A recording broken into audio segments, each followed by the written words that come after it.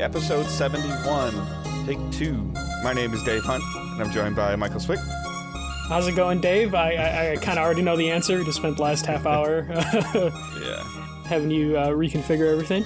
But everything seems to be okay. So and far. if it isn't, we'll push on through. Yeah. We are Digital Days Gaming. We are a weekly podcast that uploads every Thursday at 6 a.m. Eastern Time. You can get early access to it through our Patreon, patreon.com/digitaldaysgaming. We cover all things gaming related, or if it's just a topic of discussion that we both want to talk about or our community mentions, we'll cover it. There are multiple links in the show notes that you can click on to follow us or join our community if you so choose. As always, sharing the show, rating, and writing a review is super, super helpful. It moves us up the charts so that other people can discover the show. As we are into the early parts of March, it's actually March. Yeah, it is March, first week of March. We finally have a little bit of news to talk about, and something that we missed last week. So we're going to jump right into that. Yeah, so what we missed last week was Epic Games buying Mediatonic, the creators of Fall Guys, but they bought the Tonic Games Group, which owns Mediatonic and 2 other studios.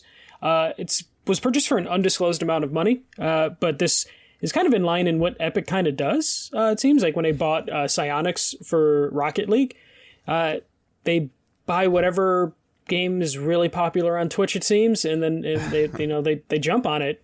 So this is it's a good move for Mediatonic. I don't really understand it for Epic, just because like Fall Guys, I love Fall Guys, but it was really hot for the summer. I know it's still one of it's in the top 20 to 30 of Twitch games, but I definitely felt like it was kind of winding down a little bit in terms of its popularity, but good on Mediatonic for getting acquired for a mystery sum of money.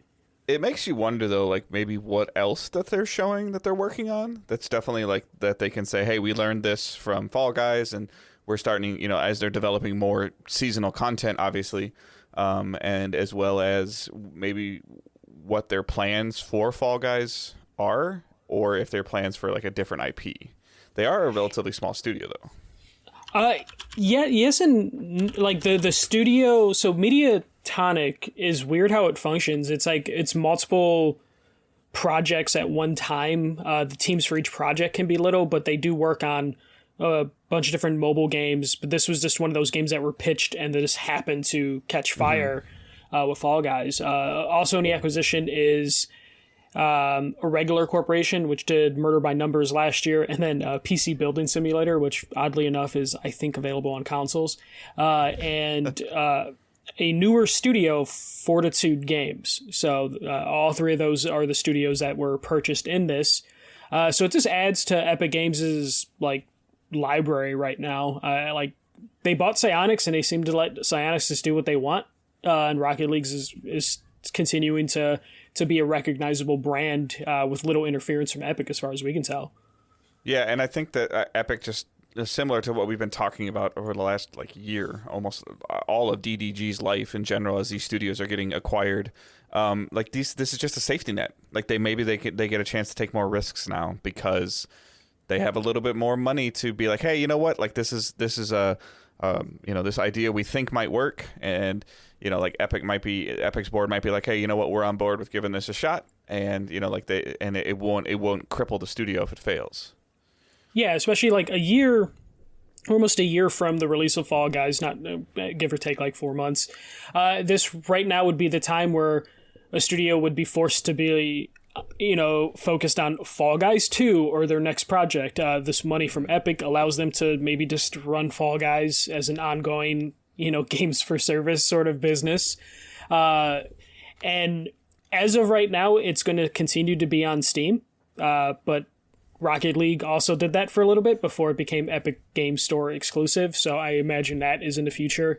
This isn't going to interfere with Fall Guys coming to Switch or Xbox this summer, but it just builds Epic's library. I mean, Epic doesn't make all their money from their non-Fortnite games. They make a ton of their money from their engine licensing and all the stuff they do with Mandalorian and Disney for those projects. So this is just like a thing that Epic can do to keep a studio running and just add to their portfolio. And if it works out, it works out. I'm wondering, we haven't heard anything about how much this ended up costing Epic. It probably wasn't a ton of money comparatively to, the deal that we'll talk about later and some of the other acquisitions we've seen. But it's just something that Epic can just say they did. They could put it in their arsenal and say they have one of the most popular games of 2020. Yeah, I was gonna say, how much do you think that?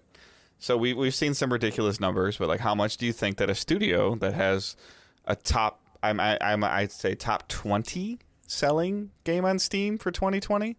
Yeah. How much do you think that would be worth? I mean, it's 3 studios. Fall Guys seems to be a big name. I would probably say, we always base it off of like what Insomniac got paid. Insomniac got like 250 million. I wouldn't be surprised if this is in like the 50 million to 100 million range, because you always overpay for what a company actually is worth. Yeah. So I would probably imagine that. What would your guess be? Yeah, I was gonna say that. Like, I mean, I think it might be closer to 100 mil, but. Like, because I'm still like, I look back at it all the time. I'm still flabbergasted by like how much the Conan studio sold for. Yeah, that's your go-to one. Like, I always use Insomniac of like a super undervalued acquisition. Yeah, and I think the Insomniac thing is different in terms of like they already had a relationship with Sony. I think the IPs that they wanted to work on and Sony wanted them to work on were owned by Sony. Yeah. So it was more or less of like, hey, let's meet in the middle. And we already have a working relationship. The studio I don't feel like they really needed to be purchased.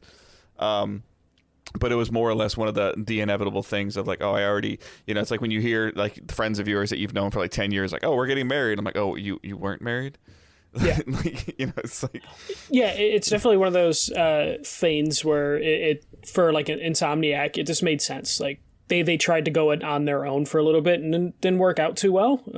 So when Sony came, they probably got a deal on it. Like when you hear about like free agents in sports giving a hometown discount sort of deal, I could see that for Insomniac. But this is good for Mediatonic Games that they now have the backing of Epic to continue to work on Fall Guys. Like, I've met some of the people from Mediatonic that were working on the game.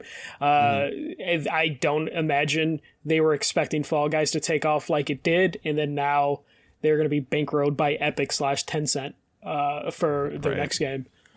So it's definitely good for them. Like, because I mean, we get to see, like, it just means that you won't hear about.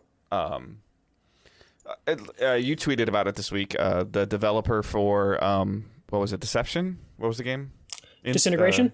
Disintegration. Well, like, that's our next story. Yeah, that's our next story. So I didn't look far enough. I really did not look far enough ahead. I usually take credit for good segues, but I didn't look that far ahead. Yeah. So. Well, here's our segue. Right. V1 Interactive, the studio founded in 2015 by Marcus Leto, the co-creator of Halo. He announced his studio are closing. They aren't like catching their employees by surprise. They said they've given their employees enough of a like heads up that this was going to happen, that they hopefully can find other places to work. But they released their first game last year, Disintegration, which I reviewed. I think there's a YouTube review on youtube.com/digitaldaysgaming. Disintegration was one of those games where it's just like, I thought there was like enough there that if it found any sort of level of success, their sequel would be significantly better and could catch more eyes. But it just never took off. But if you want to bring up what you're going to talk about. Yeah. So, I mean, again, like there's a studio that a game, like we just talked about, like Fall Guys takes off and then they have extreme amount of value. And like now, like I was saying earlier, like they can maybe take a risk, and make a different game, or, change up how seasonal content works in Fall Guys, or like whatever they want to do. And then a company that, like I pounded the table for months of like new IPs, like new interesting things that, that people haven't done before, which is hard. And then it's even scarier when, like you as a studio, if, you start a studio with great pedigree, I mean, a co-creator of Halo, great pedigree, and it just doesn't click. And when it doesn't click, you're not in business anymore. Yeah, especially when it comes to like this game, where again, I think there was enough of a foundation. It was a rough game in terms of it felt light on content and multiplayer didn't take off, but I felt like it could have been something more, but they needed more funding. I mean the writing was on the wall last year, like November, December. They announced the multiplayer was being shut down for that game because no one was playing it. So it looks like they tried to hold on as much as they could, but yeah, a studio like this, you would think with the pedigree that they would be able to attract more people to them. But in relation to like, Mediatonic, Fall Guys now can be handed to the machine that is Epic, and then Mediatonic themselves can then focus on another game, and they can keep Fall Guys updated with content just because Epic has the money to just put a couple people or a whole team on just making seasonal content for that game. And let's not let it go undervalued of like the publishing and the marketing aspect. Like let the developers develop the game and make the game. And then like that's why you see like some of these huge publishing deals, because a lot of times the companies just don't want to deal with it. They want somebody else to, like, it's a PR firm they have to hire. There's press releases, there's interview scheduling. Those are people you have to, like, you either have to hire and you have to retain them. And then we also hear, for a long time we heard about, it sucks that, Studio A ramped up and they made 3 games. And then after 2 of the 3 games didn't do so well, I lost my job. Like, that's not fair. And like, well, like, this is why. Like, so all these things that happen, like I've known multiple PR people that have contracts with the company that they're working for that are stingent upon them still publishing said game. The thing that comes to mind the most was the Activision and Destiny split. I covered Destiny extensively, and a lot of those people that were PR for the company through Activision, once Destiny wasn't there anymore, they didn't have a job anymore because they got hired for Destiny public relations strictly.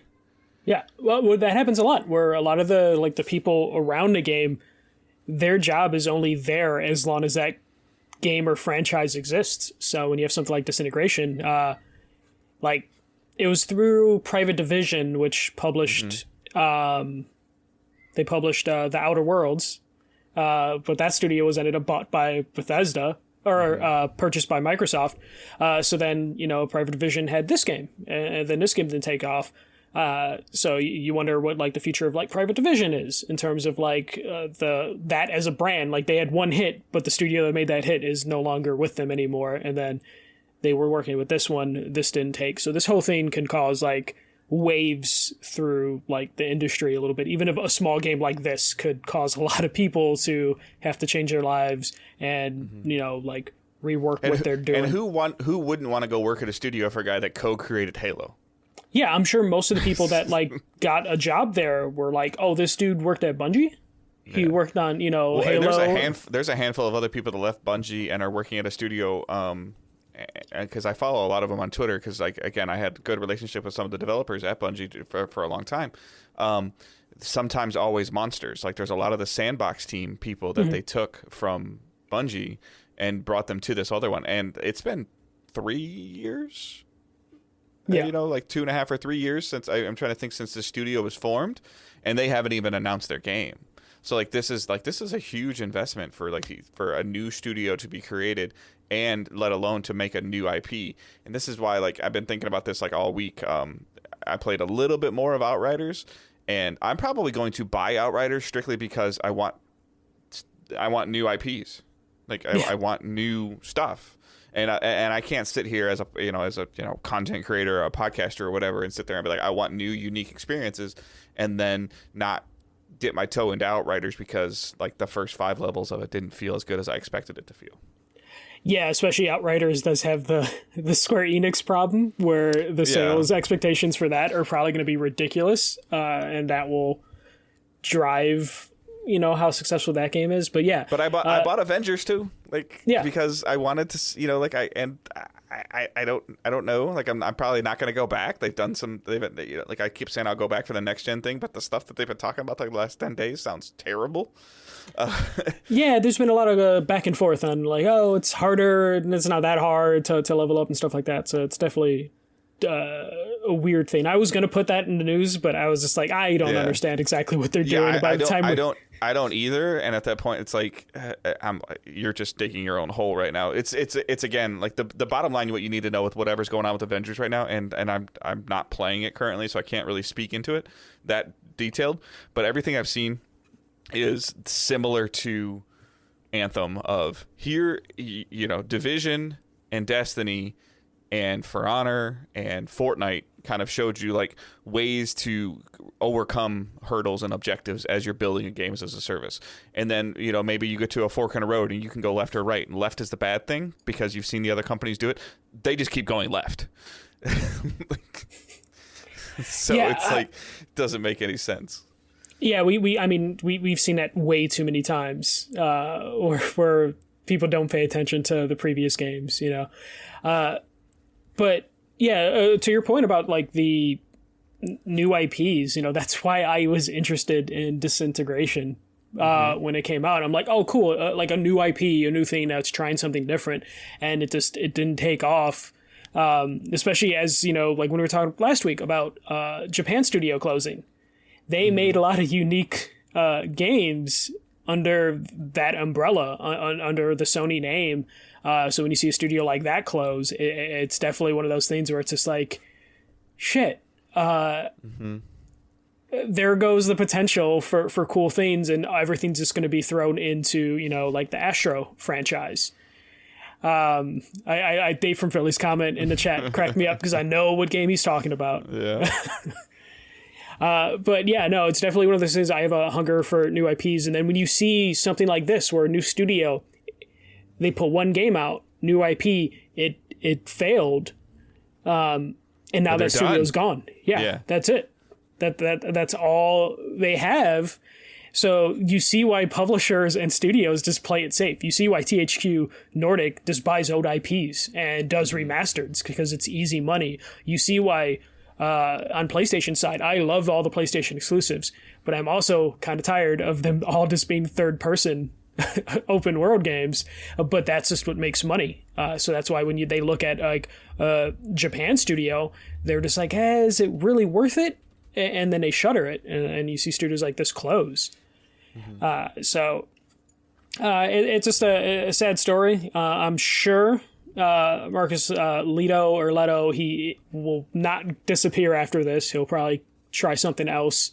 Especially, you see this with like the creators of like gigantic franchises, where like Cliffy B comes and goes. It will make a new studio. That studio will close, and then he'll be back to do something else. So I'm assuming the creator of Halo will be back at it again, even if it means he'll, end up back at like a Bungie or 343 Studios and just doing what he is known for. But yep, another studio closure, and then same week, of course, a studio gets acquired. But let's talk about, I guess, the big story, though it's not too big because there's not a ton of new stuff here, just some potential clarifications that we're gonna like read into. But the Bethesda acquisition is officially done. Microsoft, the EU and US have approved it. So. Yeah, Microsoft officially owns it. Apparently what may have been taking too long is there was like a small investment group that Microsoft had to acquire their shares to like tighten up the deal, and then the EU and the US had to approve it. But that is officially a done deal, and we are going to start seeing news come from that deal this week. I believe Thursday is the day everyone is saying we'll find out more information. But from what we got today from the press release, confirms that all 8 studios are now owned by Microsoft. It's Bethesda Game Studios, id Software, ZeniMax Online Studios, Arcane, Machine Games, Tango Gameworks, Alpha Dog, and Roadhouse Studios. So those are now all Microsoft-owned studios. And the interesting thing that everyone has picked up on is Phil Spencer had a blog post on the Xbox website where he says, this is the next step in building the industry-leading first-party studios team, a commitment we have to our Xbox community with an addition of the Bethesda creative teams. Gamers should know that Xbox consoles, PC, and Game Pass will be the best place to experience new Bethesda games, including some new Game Pass well, no, including some new titles in the future that will be exclusive to Xbox and PC. So that's the key line from this statement is some of the future games will be exclusive to Xbox and PC, which yeah. the reason he can't say all of them are the obvious ones. They have 2 games this year that are exclusive to Sony, Deathloop and Ghostwire, and then there's other games like Elder Scrolls Online. They're not going to rip that from PSN. That game does well enough for them, so they're not going to take that away. That is a game that they will have to support forever on PlayStation consoles. And then there's stuff like Indiana Jones. That deal was started before this acquisition, most likely. So you would imagine that that deal probably has to include everything because it's Disney issuing out this license to them. So there's a chance Indiana Jones will make it to all platforms. But everything else is most likely going to be exclusive. And that, to me, just makes sense. Like, you don't spend this money in the start of a console race and not do anything. So, like, has Starfield been officially announced? They just put out, like, that teaser 2 or 3 years ago, but there was no console announcement for that because it was during a time where we knew new consoles were coming, so no consoles were named for that. Okay. Yeah, because like, the stuff that I kind of saw on Twitter today that I was reading through a little bit that seems to make a lot of sense is similar to what you were just saying, is that more than likely if it's a games as a service, it's probably going to be multi-platform. But any new, like, brand new IP or anything that they are either in development of that's unannounced, that's not a licensed deal. I agree with you 100%. Indiana Jones, this is probably, like we started negotiating this 2 or 3 years ago, and the deal was probably signed a year before we ever heard about it. Like that one was probably like, oh, like, well, we're gonna do this and this, and Lucas or Disney at the time said, okay, like that's fine, like, well, we agree to that, that's already written. Obviously Deathloop and Ghostwire Tokyo, or Tokyo Ghostwire, whatever it's those are obvious. But I think anything going forward, like, what's your feeling on like Fallout 5? Xbox exclusive. Okay. I feel like they have no obligation. Do you consider Fallout a games as a service now? No, because they tried it with 76. Like, They're not going to take 76 away from PlayStation consoles, but anything Fallout after that, I don't think they're going to go to the... I think they learned from Fallout 76 that, like, okay, Elder Scrolls Online works, Fallout 76 doesn't work. Our next we'll make an MMO before we make a games as a service. What about if we get a Dishonored 3? Xbox exclusive. Okay. I think, like, realistically, unless they're going to try, like, an esports game or something like that. Can you think of any, not to cut you off, I'm sorry, but can you think of any franchise that's had a game released multi-platform and then a subsequent sequel become exclusive? I think it's gone the other way. Yeah, it's definitely gone the other way. Yeah.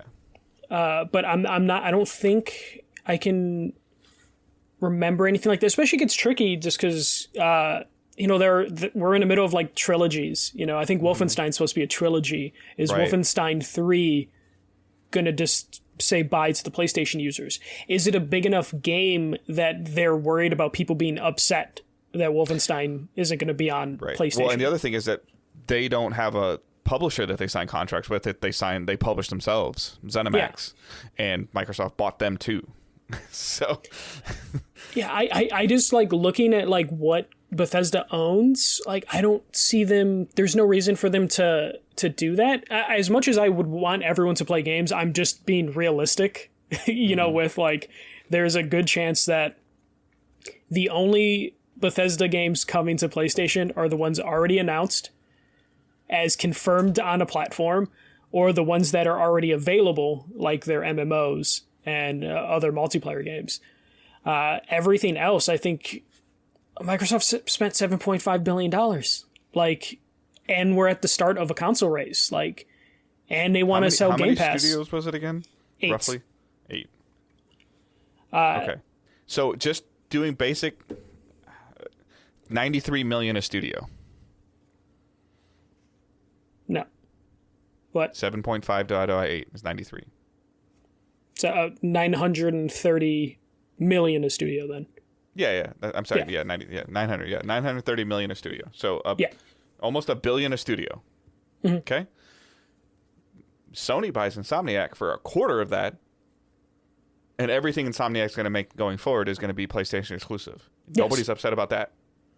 No one's really upset that Deathloop and Ghostwire have paid exclusivity, you know? Like, but why did Sony buy Insomniac? For their exclusive games, to make them their studio. And especially when we're talking about like that much money being put down, it just makes sense that they're trying to sell their Game Pass, they're trying to sell their new console. It'd be silly for them to be like, oh, we spent $7.5 billion so everyone can play. It's just like, no. But you feel like Elder Scrolls 6 will be multi-platform? PC and Xbox. You're saying Elder Scrolls 6 will be Microsoft exclusive? Yes. Okay. It's a single player game. Like, I don't see. But you don't see them like ESO : next expansion will continue to be multi-platform. That will continue just because they already have people paying monthly fees, and they probably, most MMOs sell some sort of lifetime membership, so they kind of are bought into that where it's like, we have to support this. The newest version of Skyrim will be exclusive. Xbox exclusive. Yes. I just don't see it any other way. I think it makes sense. And I mean, that's, you're talking, 900, $1 billion a studio. Like, you don't pay $1 billion a studio just to not to have it on your platform and to move your hardware. And it's not, and I don't think it's just about, I don't think it's just about console sales. I don't think it's just about Game Pass subscriptions. I think it's about establishing your library of, establishing yourself as, people have always criticized Microsoft first party the last 5 to 7 years, rightfully so. So now they've tried working with studios, they've tried creating their own studios, and it just doesn't seem to work. So now they're just going to be like, you know what, forget it. Like, they probably overpaid for Bethesda, maybe, but. Yeah, but this is what you need to do. Like, did they try to go get Ubisoft? Who knows? There's been a ton of rumors swirling around that a lot of Ubisoft stuff's going to come to Game Pass. Microsoft probably is throwing a crap ton of money at them to do that, if that's true, and it's to bolster their lineup. Like, I have a hard time, like, if I want to play Halo, or if I wanted to play the Medium, or if I want to play Hellblade 2, or the new Psychonauts, or now going forward, anything else that Bethesda new brings out. Why wouldn't you just subscribe to Game Pass? You don't even have to own a console or a PC at this point. Yeah, you just have it on your phone. Well, especially like when we're talking about like the big picture of just like Microsoft gave Xbox $7.5 billion to make this grow and make more money. Microsoft's in it for like the big stakes, and that's getting people to buy their hardware, and that's to get people signed up to a service on their Windows PC, on a phone, on a console, to where I'm sure there are people that are like, oh, but they're going to lose out on no sales with PlayStation people. And it's like, I don't think Microsoft cares about like losing $100 million when they can possibly get that back or more through subscriptions. Or next, like 7 years down the road, we're at 2027 or 2028. If we get another console generation, like, it's going to have they'll have enough time to establish their first party library of people going, hey, you know what? I'm going to make the jump to Xbox at this point in time. Like, I just bought a series, 2 years ago, like in 2024. I only paid like $150 for it. And it came with like 3 years of Game Pass in the box. And now they're bringing out this new thing, and they're going to launch, Starfield 2 on it. And it's like, I'm in. Like, yeah.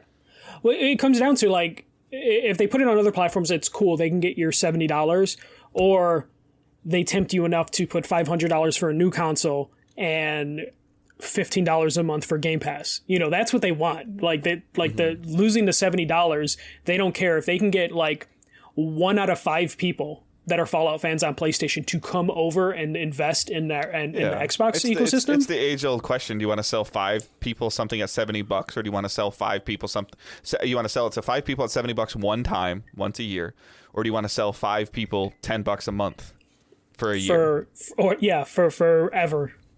Yeah, You know? I mean, I'm just just like a year. Like I don't if anybody asks me like right now, it's like I'm getting my kid an Xbox, or tons of people have been reaching out to Angela about helping get consoles because she seems to have some really good success with it.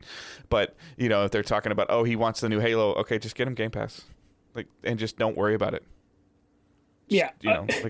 Drop the $12 or $15, and it covers the online play for him to play, Fortnite, or him to play, whatever else they're going to, if it's a younger kid, that are still playing Fortnite, or anything new that's coming from Xbox. And then you have it, and it all comes down to how important, like we talked about last week, how important are the third party action adventure games to you? If that's not your genre, PlayStation might not be your jam. Yeah. Xbox is. Yeah, they have all different things, especially the variety of studios that Microsoft now has is kind of ridiculous in terms of everyone's expertise or specialties. And PlayStation... No, so my wife just asked, has Sony ever bought a studio for that much money? No, but Sony has kind of dangled out, here's a new IP for you to make. Oh, you did a good job making it. Now we're just going to buy you and make you make more of it, which is what they did to Naughty Dog, which is what they did to Sucker Punch. Sucker Punch made Infamous 1 before Sony owned them. I think the first Uncharted was made before. I think we looked that up, and I think they were acquired around that same time, but they let them do Uncharted, and then they acquired them. Yeah, see, the difference between Sony and Microsoft is Sony has basically homegrown all their studios into these monoliths in the industry, and Microsoft tried to do that and have not been that successful to where all they could do was acquire couple studios. Do you consider Sony Bend to be creme de la creme? No, but the monoliths that they created are freaking gigantic. Yeah, absolutely. So Microsoft tried to do that. It just really hasn't worked. Mm-hmm. After, they acquired Bungie and then they lost Bungie. So then they tried to make 343 Studios, and 343 Studios hasn't quite done what Bungie did. And they've been trying to, do that. Microsoft bought Rare. Rare didn't go too well. Still around, but Rare was never the same. So... They've been doing this acquiring thing since Xbox has been a platform, and this is their biggest go for it, and this is what they kind of have to do because it's kind of hard to just make a new studio with a new IP. Right. We just saw what happened with V1 in the last story. This is what I talked about is addition. I still feel in addition to is better than expansion. So when you expand, we've heard that maybe Naughty Dog's expanding or Sony Santa Monica's expanding, you're taking the core foundation of that studio, the 4 or 5 people that build the foundation of that studio, and you're spreading them out.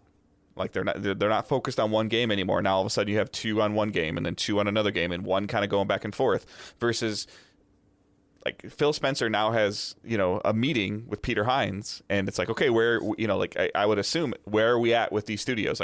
It's Spencer and it's Hines and then it's Bethesda. And, and I feel Hines will be obviously reporting to Spencer. Spencer has final say, but I think Hines still gets to run his studio, his company. Yeah, I don't think if anything, I could see Microsoft being there's 3 or 4 studios that we can cut.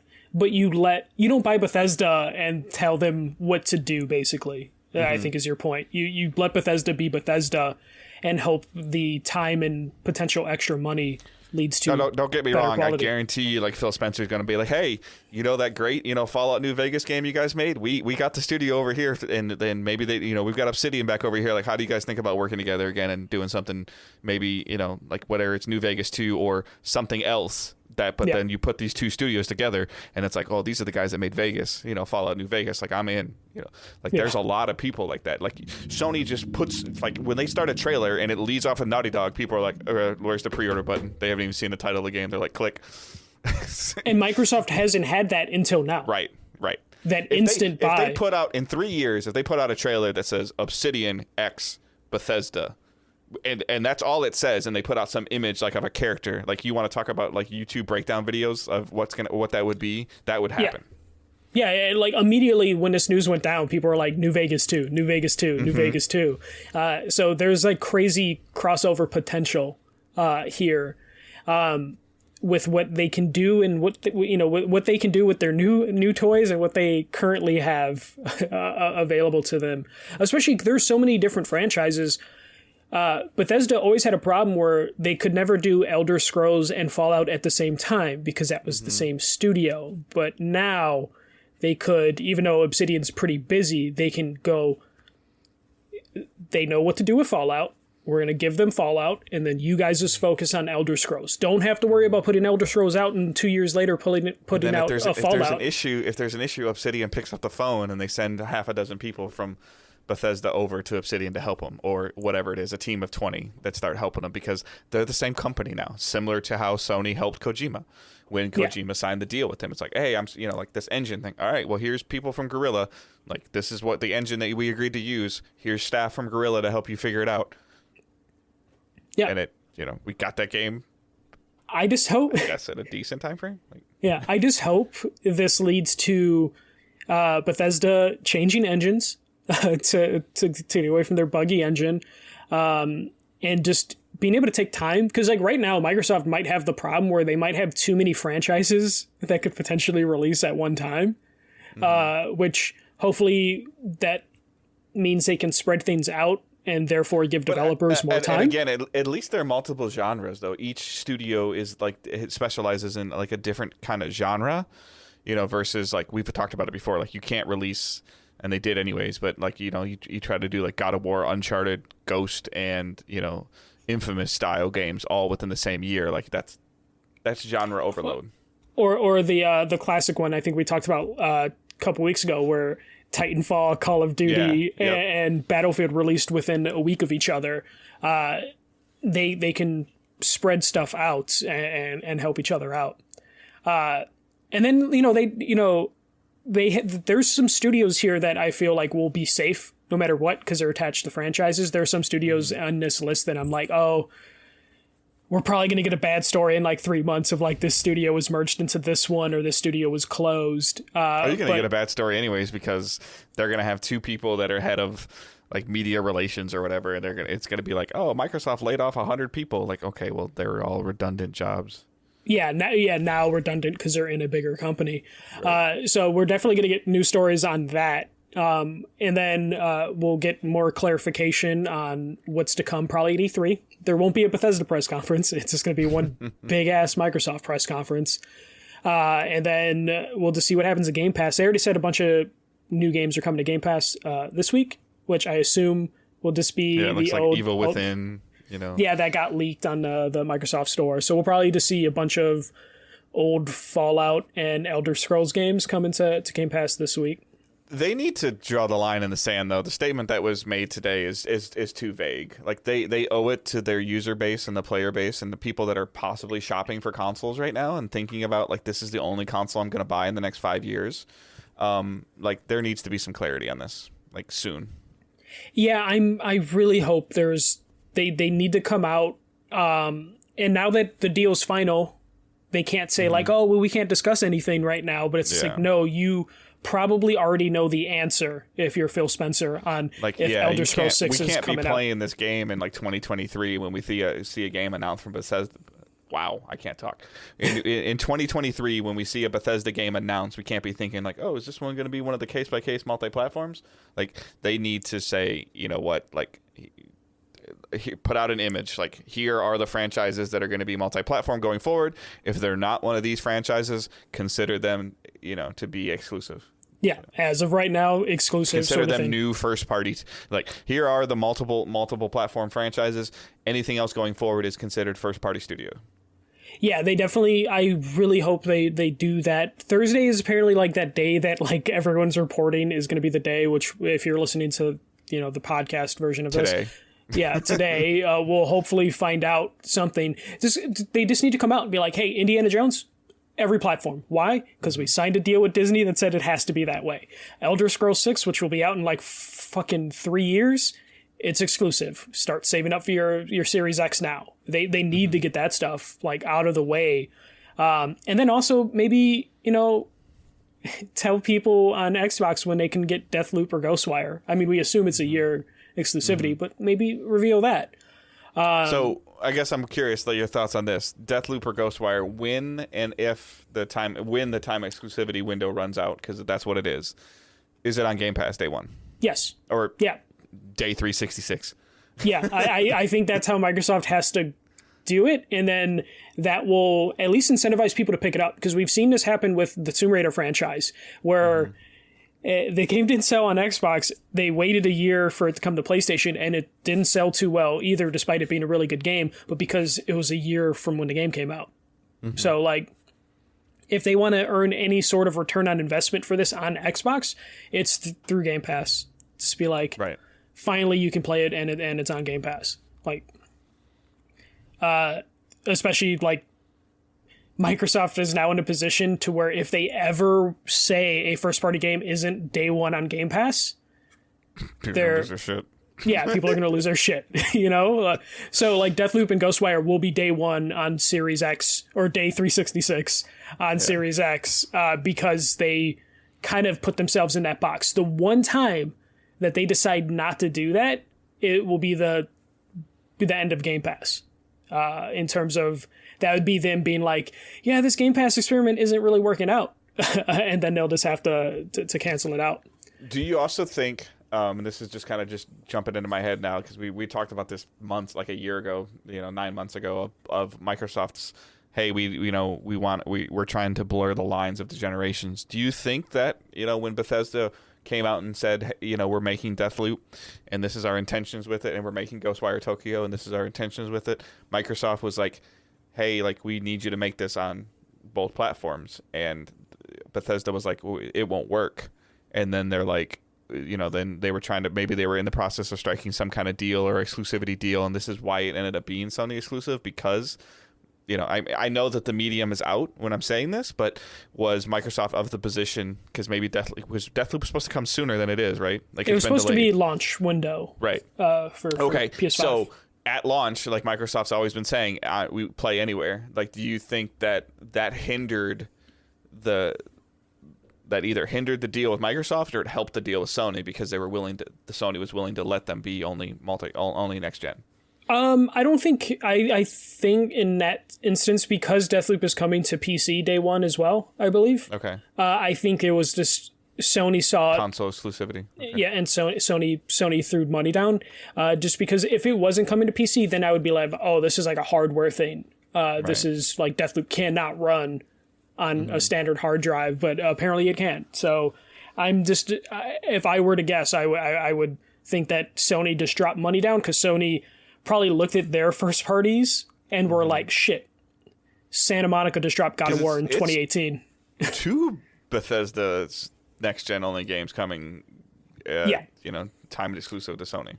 I think Sony just had to drop the money because they all their studios dropped games too late into the PS4 life cycle, to where it's like God of War, Spider-Man, Last of Us all dropped within the last 2-3 years, and they are not going to have their sequel ready just yet. So they needed something, because Horizon may or may not come out this holiday, or it's going to slip into next year, to where if Horizon does slip, Sony desperately needs something in there, and I think that's what Deathloop and Ghostwire were going to fulfill, of just like, these are something we can say are exclusives until one of our marquee studios can drop like the proper exclusive. Okay. All right. Yeah. So that's it for the news. So we're going to go over short what we're playing and watching. Do you want to go first? Yeah, mine is a little bit of the same stuff I've been doing. Yakuza Like a Dragon. I'm like 25 to 30 hours into that. I think they're done introducing new game mechanics for me.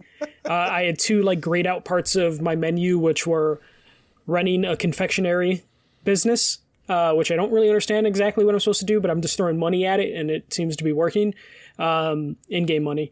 And then a Mario Kart clone called Dragon Kart was introduced, and so I'm just getting through that stuff. I think I'm on chapter 8, so just going through that, playing a couple hours every couple days, just hoping I don't run into one of those crazy dungeons again.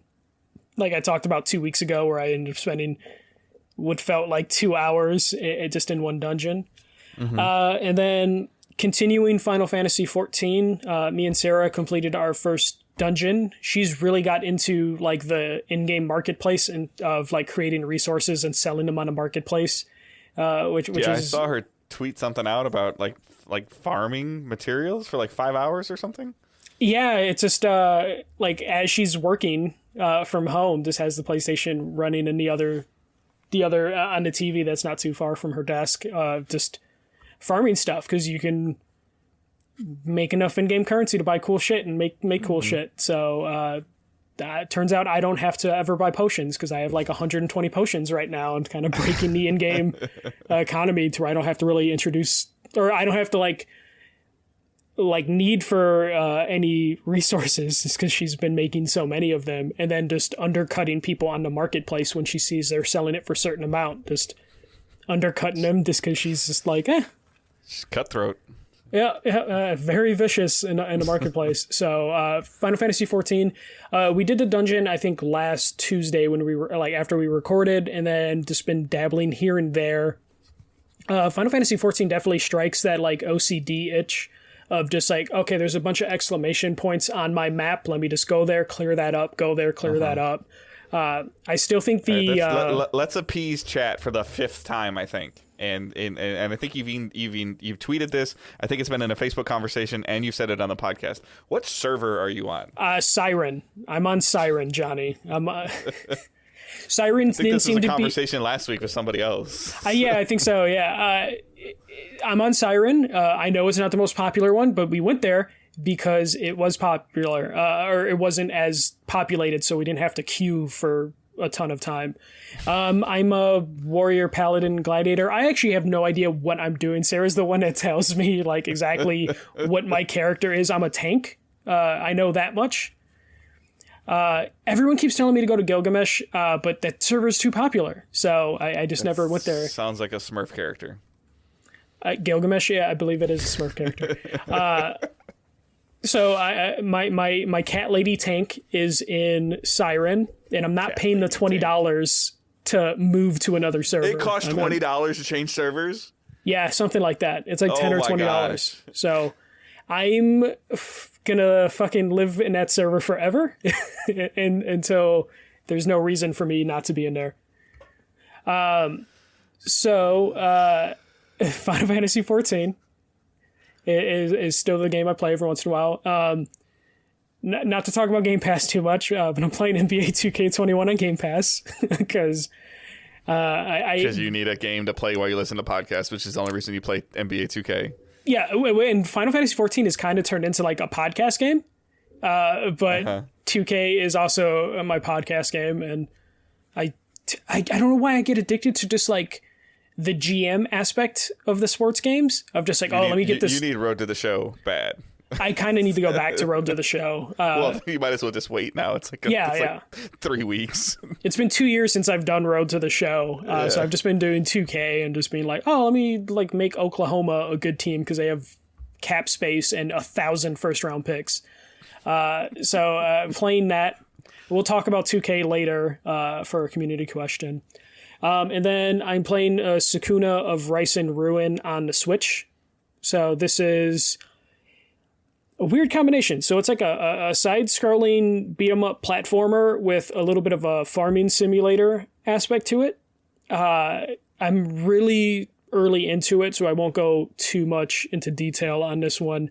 But it came out late last year. I remember I played it at E3 like 2 years ago. I don't know when the last E3 was, 3 years ago.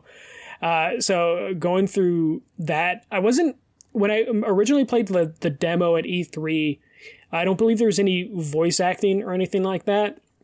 So when I started up the game earlier, I didn't expect the voice acting to be super anime, which I know Dave doesn't really know what that means, but I just wasn't expecting it to be like...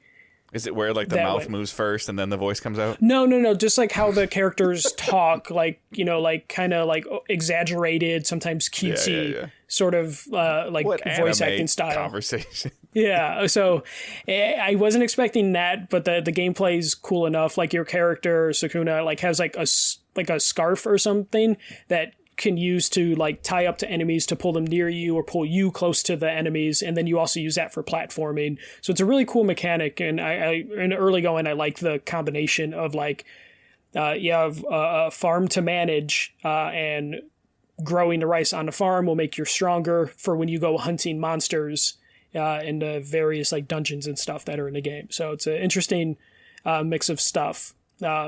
And I found out, like, I got this from Gamefly because I keep forgetting to cancel my Gamefly account because I feel like I'm done with That's where my Link's Awakening game came from, and I'm ready to stop playing it and move on to, like, Luigi's Mansion 3 or something. Yeah, I keep doing the thing where I do Gamefly, but I keep the game for too much. So I'm just like, why the fuck did I, like, do this? I gotta, like, get better at this, like... Even so, like, if you spend, like, what, like, $8 a month, and at least you're only spending $8 a month on a game, and then you play it, beat it, and you're done, versus spending, 30 to 70, and then it just sits on your shelf. Especially this game, or on your hard drive, or in this case, in your digital hard drive, because you can't download it to your systems because you don't have enough space. Yeah, it's funny though. This game is apparently kind of rare. Like anytime Wario tweets out that this game's in stock, it sells out real fast. So part of me is just tempted to buy it from GameFly. Just so you have it, and but you don't send it back, and somebody else just buys it. Yeah. So I'm kind of tempted to do that. And then I was talking to some people about potentially playing some old games and doing some special podcast episodes. So I'm looking at like my backwards compatibility stuff on the Series X, and I've been also looking at my PS3 collection of just like what games I'd want to tackle on that. And I think the front runner right now is Enslaved Odyssey to the West, which is a Ninja Theory game that kind of came and went. So it's the Hellblade studio, right? Yeah, that's a Hellblade studio. Yeah. So I'm thinking of diving into that. And then if that actually leads to me finishing a game, I might do like a special episode on like forgotten games from the like PS3 360 era, because I'm feeling nostalgic. And then for watching, bought Lord of the Rings, the extended cuts on 4K UHD Blu-ray. I was trying to find, because I have technically now 2 UHD Blu-ray players. I have a 4K HDR TV, but I had no discs that like took advantage of all that. And streaming just doesn't, you can't get the quality through streaming yet, or my internet is incapable of doing it. So really, I mean, you're always going to get a little bit of artifacting. You're always going to get like, it's not going to be as perfect as like having it on disc, so, okay. So bought a UHD. This was also hard to find. It came out in November and it's been sold out since then. So it finally came back in stock. Okay, so you bought a UHD movie of Lord of the Rings. You didn't buy a UHD player because you have those with the Xbox, yeah, with the PS5 and the Xbox. Okay. Yeah, which I had to research. Apparently the Series X's UHD player is kind of shit. The really? PS5 one seems to be better in terms of consistency, though it can be a little bit louder than the Series X. The disc spinning. Okay. Somebody took a microphone and held it up to it and measured the decibels. Okay. No, but I like, it's funny. I hear the disc spin in my PS5 more than I hear disc spin in the Xbox. And I think that's just because the Series X just does, it makes you download everything. Do you wear headphones when you play? No, you don't, because usually you're sitting with Sarah or something like that, yeah, right? Yeah. Okay. But I pay attention to that stuff. I wear headphones when even when my wife's talking to me, just for the record. You're a terrible person. And no, it's just funny though, because like the PS5 is silent. The Xbox Series X is super silent, but like the PS5, every once in a while when it spins a disc, it sounds like Sonic winding up to run. And it just does it super random. And then like I noticed a weird thing with the Series X, where when the Series X is off, it'll just occasionally turn on, but not fully. It'll just turn on, spin the fan, and then turn itself off, which is just bizarre to me. It's just the weird things I notice about both consoles. But me and Sarah watched the extended cuts of Lord of the Rings from Saturday night and then all day Sunday. Because you're going to make Angela watch these, and which means that I'm going to have to watch them. They're 4 hours long each movie. No, I know how long they are. I didn't realize, because usually when a movie is like, oh, this is the extended cut, they mean like they added 10 minutes. No. Not Lord of the Rings. Not Lord of the Rings. It's just like the first one added 40, second one added like 50, and then a third one added another 50. So all right, so you have the UHD 4K versions of them. People are saying, or like even Angela was looking into this a little bit, and she was reading about it, like it's I don't know how to phrase it, but it's almost like they feel like it's not the best version because it wasn't designed to be like that. So the Blu-rays are trash. Like the Blu-rays are really, really bad. The UHD 4K ones, Peter Jackson actually went back and they let him redo the color, and they let him basically confirm that this is the way he wanted it done. You do lose a little bit of softness from like the original theatrical DVD release, but you get like a way better clarity and crispness from the UHD ones.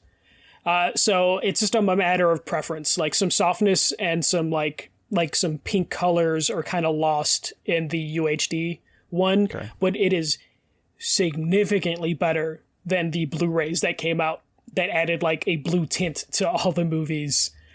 So like if you have the original DVDs, you're fine with those. They have like the original softness that those movies were known for.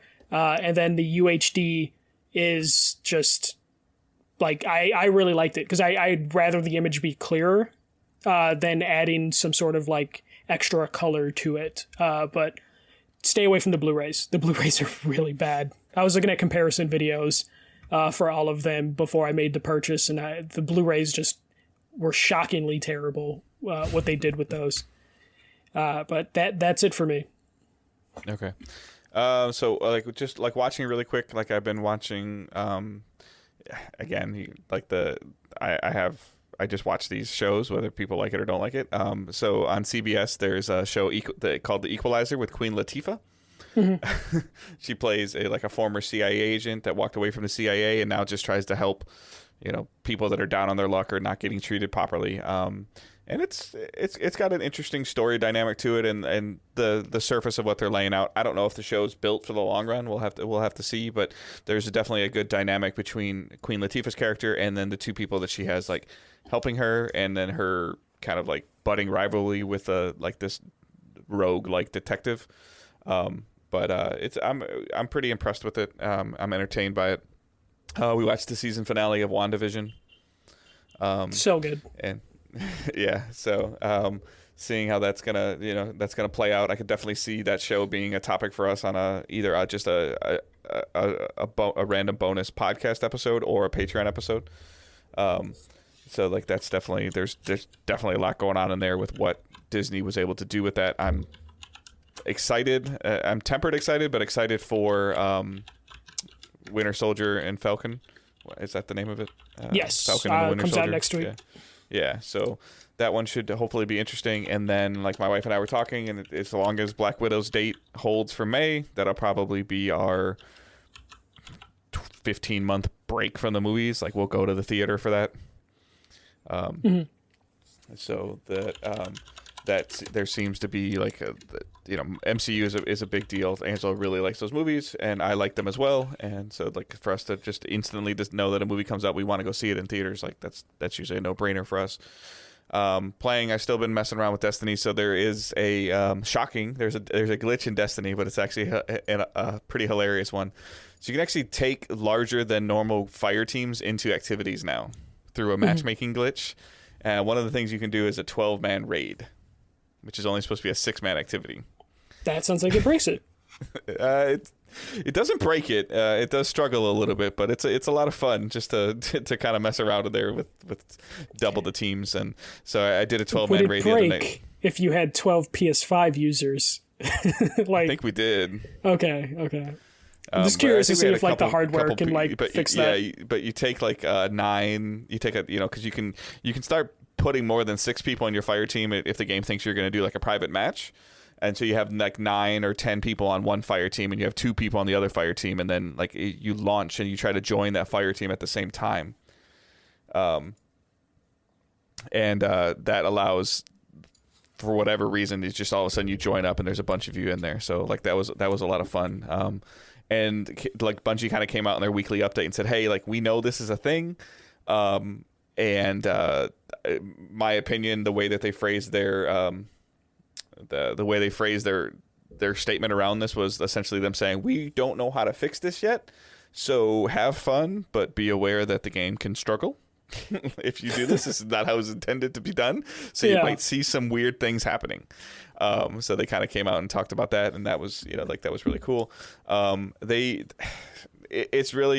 Destiny as a whole has really hit a sweet spot for me. I signed in today, right at reset, and there was 5 or 6 new things for me to do, and I was able to knock a couple of them out right away. So again, and that rewards you with the stuff that you need to continue, or weapons or loot, and the gameplay loop is there. It's solid. There's a lot of people that are playing again. There's people that haven't played in 18 or 24 months that I saw come back, and they're asking questions in our Discord. And when that starts happening, you can definitely tell that there's something good going there. I played a little bit more Link's Awakening. Just kind of progressing through that. That's not grabbing me as much as I was hoping that a Zelda game would. I need to go back and play Breath of the Wild, and then I just need to find. I know we talked about before. I'm actually looking forward to Skyward Sword. Even though I know what happens in those games, replaying through a Zelda game after 7 or 9 years, I think will be fun. Playing it with motion controls. Do you think Breath of the Wild broke you on old Zelda games, or is just a Link Awakening not doing it for you? I think Link's Awakening's not doing it for me. I also don't class. There's a lot of stuff there's a lot of issues that I personally have with Breath of the Wild in terms of the way it's built, and I think that's part of why I haven't had this tangible desire to finish it. I'm kind of okay, I'm okay with but now I'm I want to go back, and I really kind of want to see how it ends. But that's why Skyward Sword seems to be something I'm hoping for. The rumors surrounding around what Breath of the Wild 2 may or may not be definitely has me intrigued. To see it might be going back to its roots a little bit as more of a dungeon crawler, which is kind of what I really was wanting. A really good story with a dungeon crawler, which is kind of what I was hoping Link's Awakening was, and it is a dungeon crawler, but it's a Game Boy game. So, then we picked Owen up Super Mario 3D World and Bowser's Fury, which I thought Bowser's Fury was kind of an expansion to this game, but it's essentially a separate game you load up in the menu. Yeah, it's a weird experiment too. It's kind of cool. Yeah, and it's open world Mario, and Owen is super struggling with it. Yeah. You're out there. I was helping him a little bit. You can play co-op in it too, where you control the second player controls Bowser Jr. and you're kind of just tagging along for the ride. And I was this isn't fun for me to give me Mario, and he can tag along with me, But yeah. But then Bowser just randomly shows up, this humongous version of Bowser just randomly shows up and literally rains a ton of fire on you, and then he goes away. It's an open world event, and I'm what is going on here? Yeah, it's and then, super strange. Here's a map, and I'm where you get to this other area on the map, and it does the similar thing where I equate it to jumping in the paintings in Mario 64, where you jump in the painting and it would say you've got 4 of the 5 stars, you don't have the blue coin star yet. But then I feel you kind of come up to these areas and it says you need another moon or a cat thing, and Owen's oh, you need to praise to the cat shrine. I'm what the heck is going on here? And he was only 45 minutes or an hour in, so the tutorials couldn't have been done. So I just we bought him that game. He was super excited to get that game, and then 2 hours later he's I want to play. I'm why aren't you playing your game? And he's and I'm playing it with him. I'm this is weird. So, that's definitely an interesting dynamic. I need to mess with it a little bit more. And it's just something feels off about Bowser's Fury. The Super Mario 3D World looks cool. Doing a bunch of multiplayer co-op with it. I'll have to see how that works and have some fun with Angela and Owen with that. See, but for the most part, that's it. I'm excited that baseball is kind of starting up again. There's been some spring training games on, so we're about a month away from baseball. I did not even realize or know that the basketball All-Star game happened. I didn't either. I was we were in between Lord of the Rings movies, or disc 2 of the second movie, and then I look at my phone because I didn't use my phone at all this weekend when I was watching Lord of the Rings, and then look at my phone, I'm the fucking All-Star game? And I'm like was it I 3? knew it was coming up, and I knew they were talking about it, and I heard March, and I'm like, okay, so it's like mid to late March, not early March, and they did all the activities on one night, and then the only reason I remembered that it happened is because like 2 players, I guess, went to go get their haircut and got exposed to COVID or something. Yeah. So I was like, oh, and then I was also working on Sunday, but so like it just seems like the NBA season is what it is. Like it's so weird with so many games being canceled and postponed. Same thing with college basketball. We are, however, I am planning on doing a college basketball NCAA tournament bracket. I will post links as soon as I can on in the Facebook group and in Discord. I'm not putting it on Twitter, so don't look for it on Twitter. It'll be in the Facebook group and it'll be in Discord. Both of those are closed networks. I just don't want a bunch of people filling out random brackets.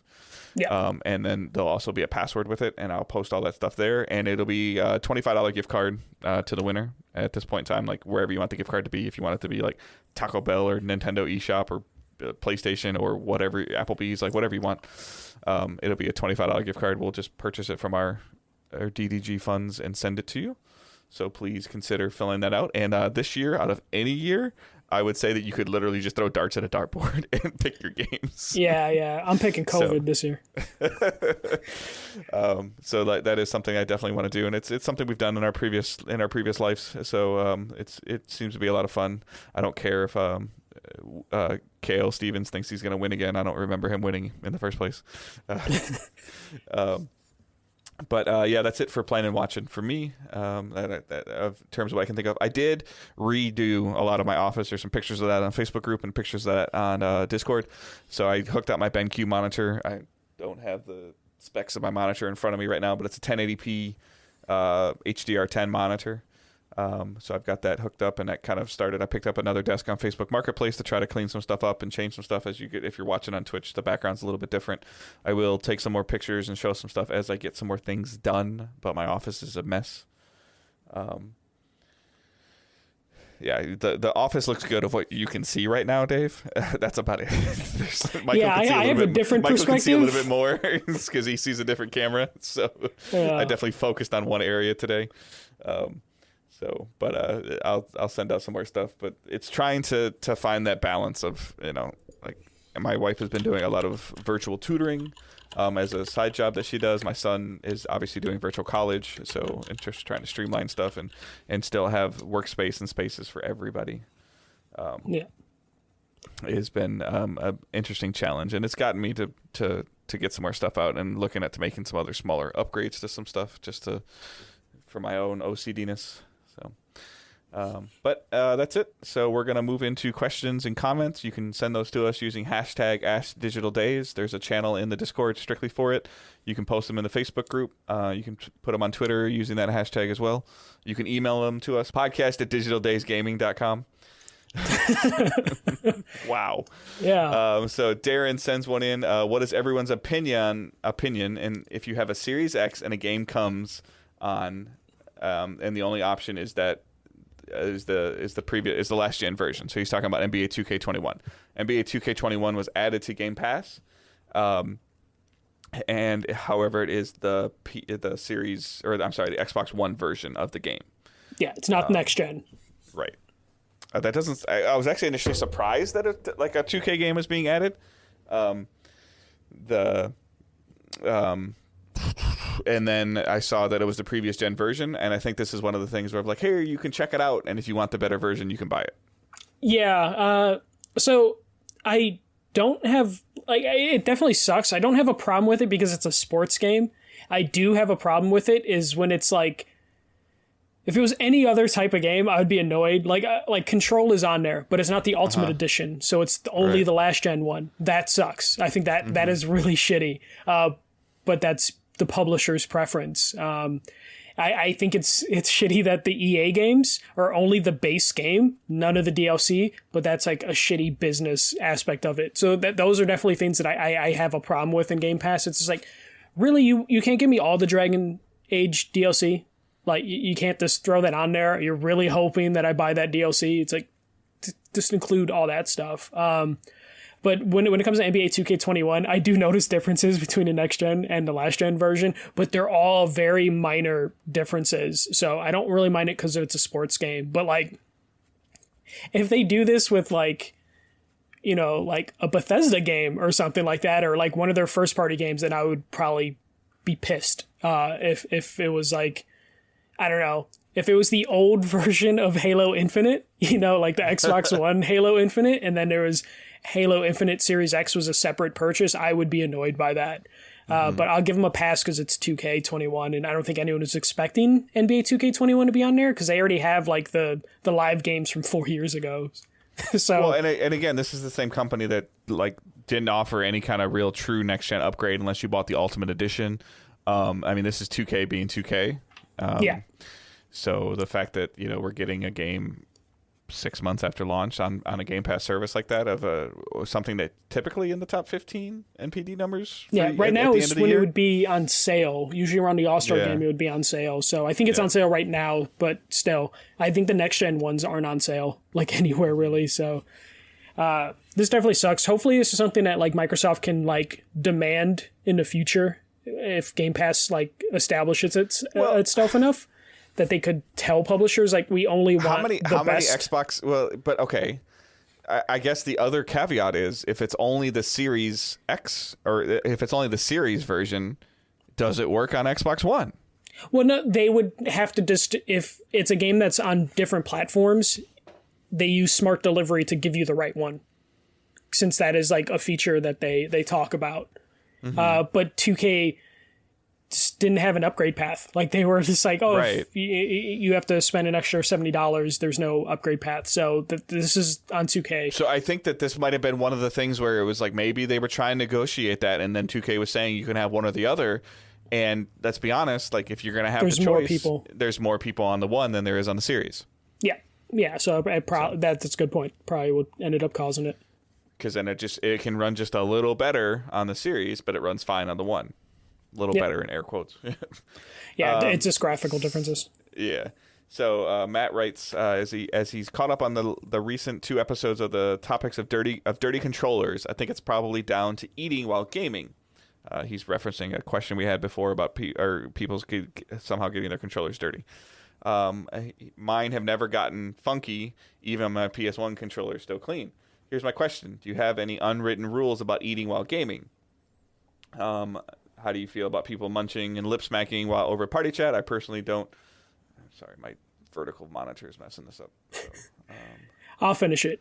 Do you have any unwritten rules about eating while gaming? How tolerant are you about people munching and lip smacking over the party chat? I generally don't eat while gaming, but if I do, I keep it soft, non-crunchy, jerky, fruit, etc., and mute my mic. What is your favorite gaming snack? And yes, I'm pretty sure I have misophonia. That's a disorder in which certain sounds trigger emotional responses.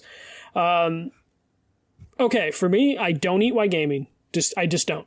I can't. Okay. I will put the controller down, eat, wash my hands, pick up the controller again, and play. I absolutely hate when people are eating chips or something loud while gaming. Okay. I will just mute them. I won't be like, hey, can you shut the fuck up? Even though I want to. I mean, if they're a close friend, I'll tell them shut the fuck up. But otherwise, I just mute them, and then I just won't have to hear them. And if we're playing a co-op game, sucks.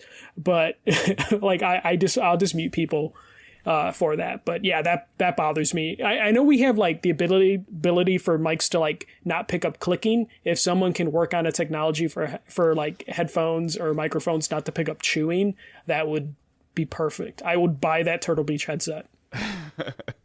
I do eat while I game. Typically it's like it ends up kind of being like a time thing for me. There's something I want to do like when I get home from work, and I also still want to like function or watch TV shows, like, so I'll try to like multitask a little bit. However, I am cognizant of what I'm eating usually, and I will say that one of the coolest features that I like on the PS5 that I didn't think I would like is that push to mute button on the controller. It's great. And it even mutes like my headsets even with the flip down mic. My Turtle Beach has the flip down mic, and I can leave it down and I can mute it, and it'll just mute, and that's great. And I can unmute it, so it's really simple and easy. Typically 90% of the time when I do eat while I'm playing, I do try to make sure I'm muted, as well as I will eat with silverware. so it's very, very rarely like finger food. So like, but yes, I will multitask and eat while I'm playing. It's some of the conversations that happen around this question in the Facebook group were hilarious. Like one of our community members eats potato chips with chopsticks while she's playing. Yeah, I couldn't tell if that was a full joke or not, but I guess it's a way. I can't use chopsticks even when I wouldn't be playing games. Yeah. I mean, that is definitely a way to do it. I just never. I think it's because I had an older brother who was like super like annoying about like messing up his controller, so it's just in my head to just be like, okay, I'm just not gonna eat. Why play? So yeah, and then I'm always like. I hate if I'm in a party chat and people are making noise. But then again, I kind of stay away from the party chat. I only party chat with like my 3 best friends pretty much. So they all kind of stay away from like eating because we all know each other. I have too. Like I love my Turtle Beach headsets. Like I love them. Like especially when I'm playing upstairs in the living room, they're great.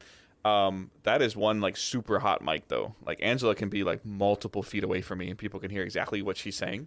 Yeah. So there's definitely like I've usually been amazed at that. Or Owen can be like in the other room and he'll call me and then somebody will be like, "Hey, your son's calling you." Like I can't hear him, because like my headphones, but they can hear him on the microphone. So I'm definitely a little cognizant of that. So, but just some of the conversations that we're like, I'm not going to be the one that's going to sit there and like crumple a bag of chips on the microphone while you're eating, like while trying to eat, or like pretzels. Like I'm not going to do that to somebody. If I do end up pretzels are the worst. Oh my god, I can't believe you hate pretzels. They're fucking nasty. Like the pretzel chips, those are fucking terrible. No, I'm just talking about like pretzels. Oh, okay. I thought, but the ones that are in the Snyder's one that are in like the bag or something like that, like the pretzel chips, terrible. If anyone ever offers me like pretzel chips and I'm at their house, I'm assuming they want me to leave. Like they just want me gone. Pretzels. Ugh. All right, and then I think we touched upon this a little bit, but Randy also writes a question is, what are the chances that before this generation is over, we will see first-party games become timed exclusives and eventually go to competing consoles? We already see the game on PC, games like Horizon on PC. I think I don't see first-party games coming to rival consoles. I think PC is just a market that they're experimenting with, though it made me like realize, I think maybe even someone put it in a Facebook group, that like if Sony's going to release stuff on PC even years later, doesn't it kind of almost hinder what they can do with an SSD on PS5 if they have to take into account that like, oh, we're going to be on slower hard drives in the future, which kind of scares me. But I think the console manufacturers don't consider PC competition. They see it as extra money. Like free money, basically. So I see PC just living in this circle where, like, if you're a PC gamer, it's fucking great. Outside of the money you have to put into the hobby, you're getting Xbox exclusives, and if you're patient, you get PlayStation exclusives like years later. Yeah, I think what you're saying about the SSD is what they've been touting with the PS5. Like, I think it'll be interesting in 3 years if like Ratchet and Clank comes to PC, or if I can't think of any other direct first-party titles right now. The Last of Us 3. Yeah. Like, in terms of a PS5 only game, I think, right, like, I strongly feel like Horizon 2 will be on PC eventually. We already know that Days Gone is coming there. A lot of these games use engines that can transfer to PC easily. So, like, we'll definitely see, like, we see benefits of the hard drive. Like, when you're playing Days Gone on PS5, you see benefits of the SSD, but the game still ran fine on PS4. So, and then, yeah, like, I was going to say, like, in the next, Dave from Philly said the same thing. In the next 3 years, like, the compatible, like, the SSD market will probably stabilize a little bit more, and you'll probably see that as more of a common thing in a PC. Yeah, except the ones that the PlayStation uses still really high quality, which is going to be expensive, or not high quality, like high like standards that you won't see. But I think they'll also just optimize them for when they build them to the PC, that maybe it'll just be a little bit more load time. But like to your point, like can you jump dimensions and ratchet if it's not the SSD? Yeah, like would Ratchet be the only one that just happens to not make it to PC, Right. but every other exclusive does? I'm just thinking more of just like when Cerny, during that weird GDC presentation, was like, this SSD is going to fundamentally change game design. You can't do that if you're bringing them to PC because you have to account for so many different drives. But at the same time, we have seen times where people have purchased a PC game, put it in their system, and the PC's like, sorry, bro, this won't work. Yeah. Yeah, definitely have seen that too. All right, those are our questions for the week. As like we said before, you can send those in using hashtag AskDigitalDays. There's a bunch of links in the show notes for you to join the community and interact with us, hang out with us, and ask your questions. So other than that, you can follow the main account at Digital Days Pod. You can follow Michael at the first MJC 1ST. You can follow myself at Good Dave Hunt. Links to the Facebook group, Discord channel are all in the show notes. Also, patreon.com/digitaldaysgaming, where there's a $1 tip jar tier, $3 Discord access, which is to a private server, not to the regular Discord. $5 gets you the podcast 24 hours early, so you get it on Wednesday morning instead of Thursday morning. And $7 gets you the monthly bonus episode, which we just released one for our Game of the Generation, which was the best games that Michael and I played on PS4 because we didn't own Xbox Ones. So, other than that, I hope everyone has a great week. You got anything else, Michael? No, nothing else. We started a little late, so I'm just getting a little hungry. Yeah, I apologize. So, and I hope everyone, like we said before, has a great week and keep moving forward. See ya. Don't be a dick. I did it backwards this time.